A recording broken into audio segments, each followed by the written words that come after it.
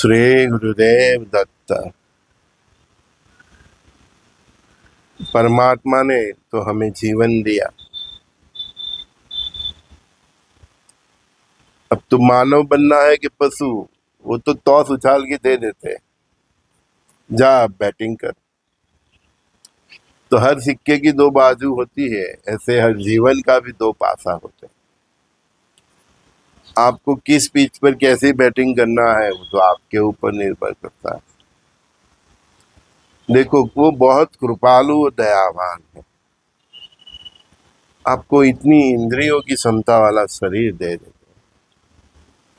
विवेक भी देते कि क्या करना है क्या नहीं करना है, और आप विवेक शून्य न हो जाओ इसके लिए उसने इस धरा पर संतों अवधूतों की भी व्यवस्था की है, शास्त्रियों की व्यवस्था की है, आचार्य की भी व्यवस्था की, शिक्षा की व्यवस्था की है, अच्छे संस्कार देने के लिए माता पिता की व्यवस्था की दी है, दादा दादी की है, भाई बहन की। उसने कुछ बाकी नहीं रखा। सोचो आप कितना दिया। आप जन्म लेते ही एक पूरी सेना लेके जन्म लेते हैं, पूरा परिवार, दोस्त मित्र, रहने के लिए घर, खाना पीना सब, ऑक्सीजन, तो बहुत कुछ देता। विवेक भी दे देता है कि आप तय करो कि आपको जीवन कैसे जीना। अगर आप फिर गलत रास्ते पे चलते हो और अपने कर्मों का बोरी बांधते हो तो फिर परमात्मा क्या करे। उसने तो सब कुछ दे दिया ने, संत दे दिया, अवधूत दे दिया। संत अवधूत के पास नहीं जाना है कि जहाँ पे नहीं है व्यवस्था, तो आपको वेद दे दिया, उपनिषद दे दिया, रामायण दी, महाभारत दी, गीत के थ्रू गीता दी, कितना कुछ दिया। बस आपको अपना विवेक को संभाल के जीना है, और उसने दिया है देखने की क्षमता, सुनने की क्षमता, समझने की क्षमता, सूंघने की क्षमता, खाने की क्षमता, बोलने की क्षमता, क्या क्या नहीं है। फिर भी आप अपने ये सब जितनी भी एफिशिएंसी है, क्वालिटी है आपकी, उसका आप अच्छी दिशा में उसको इस्तेमाल नहीं करते और बुरे रास्ते पे जाते हो तो परमात्मा क्या करे। ज्योतिष की व्यवस्था इसलिए की है कि आपने पिछले जन्म में ये विवेक छोड़ के जो गलत किया, तो वो काम ज्योतिष का है कि भैया पिछले जन्म में तेरे इतने बुरे कर्म है। फिर ज्योतिष का काम इतना ही है, उससे ये बात समझ ली, फिर कोई गुरु के पास जाइए, गुरु को मिलिए। गुरु तो अंतर्यामी होते, वो तुरंत समझ जाते तुम्हारी बातों से कि तुम्हारे पिछले जन्म के कर्म कैसे हैं। फिर वो जो मार्ग दे वो मार्ग पे चलते रहो।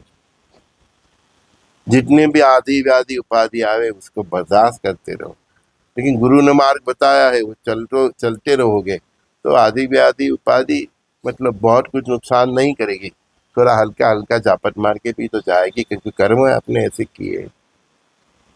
लेकिन आप तो यही सोचते हैं कि यही आपकी हद है कि मैंने तो गुरु किया, मैंने मंत्र जाप कर रहा हूँ, मैं इतना हवन कर रहा हूँ, ये कर रहा हूँ, दान पुण्य कर रहा हूँ, फिर भी मेरे जीवन में तकलीफ क्यों है।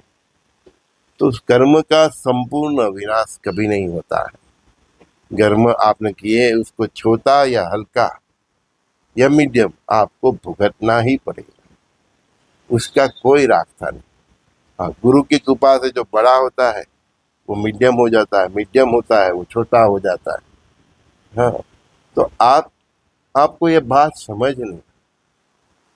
कई बार हम गुरु के पास जाते तो हमारे दुष्कर्म देख के वो ऐसा झंझावात करते हैं कि आपके जो दुष्कर्म जो आपके इतने दुष्कर्म होते हैं कि आप ये जन्म में भी भुगतने से फिर भी बाकी रह जाएगा। तो गुरु वो यही जन्म में सब खत्म हो जाए उसी प्रकार की एक क्रिया करते हैं, वो समर्थ गुरु ही करते हैं। तो कई बार गुरु के पास जाने का हमारा जीवन बहुत तूफान हो गई है, लेकिन यहाँ तक डूब जाए फिर भी चोटली पकड़ के भी निकाल देता है, क्योंकि वो परिस्थिति का निर्माण उसने, वो चाहते हैं कि आप इसी जन्म में सब कर्म से उबर जाओ, उनकी हाजिरी में ही उबर जाओ।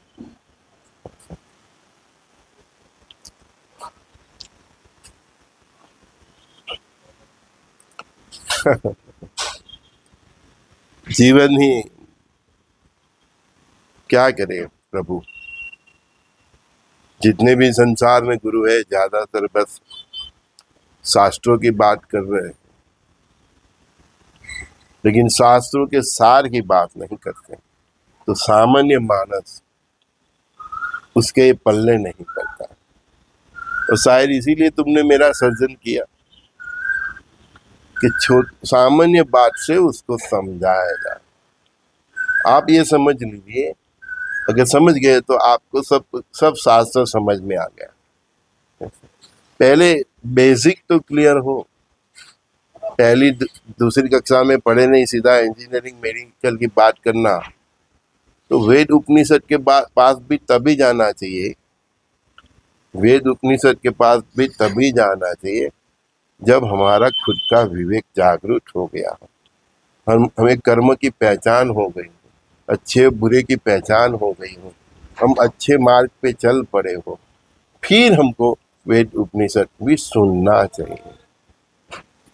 ऐसी व्यवस्था भी रखनी चाहिए माँ बाप को, सोसाइटी वाले को, कि महीने में एक बार, 6 महीने में एक बार, या नवरात्रि जितने हमारा आते हैं, चैत्र सूर्य आसो की, उसमें ऐसी व्यवस्था करें, परिवार के साथ बैठे, सोसाइटी में आयोजन करें, रात को रखें 8 बजे के बाद, 8 से 10 बजे के बाद, या सुबह रखें, पूरा सोसाइटी को बुलाइए और वो शास्त्री को बोलिए कि आपकी जो उधर की मातृभाषा है उसमें ही वो समझाए। लेकिन मैंने बोला ना कि वेद उपनिषद तक जाने से पहले हमारे अंदर ये विवेक जागरूक होना बहुत जरूरी है। अच्छे और बुरे की पहचान समझना बहुत जरूरी है। अगर आप ये चल पड़े, अच्छे बुरे की समझ के साथ चल पड़े, फिर आप वेद उपनिषद सुनो। तो कहने का मतलब परमात्मा ने सभी व्यवस्था की है, लेकिन हम अपने ही विवेक को जागरूक नहीं करते हैं, तो फिर परमात्मा क्या करे। आप देखो परमात्मा का कितना प्यार है। आप खा सकते हो, पी सकते हो, सुन सकते हो, बोल सकते हो, घूमने जा सकते हो, गाड़ी चला सकते हो, जहाज चला सकते हो। क्या तुमको मालूम है कि तुम चला रहे हो? नहीं, वो उसके कंप्यूटर में है, उधर से गाड़ी चलती, उधर एक्सीडेंट होता है, उसका तो रिएक्शन इधर दिखता है।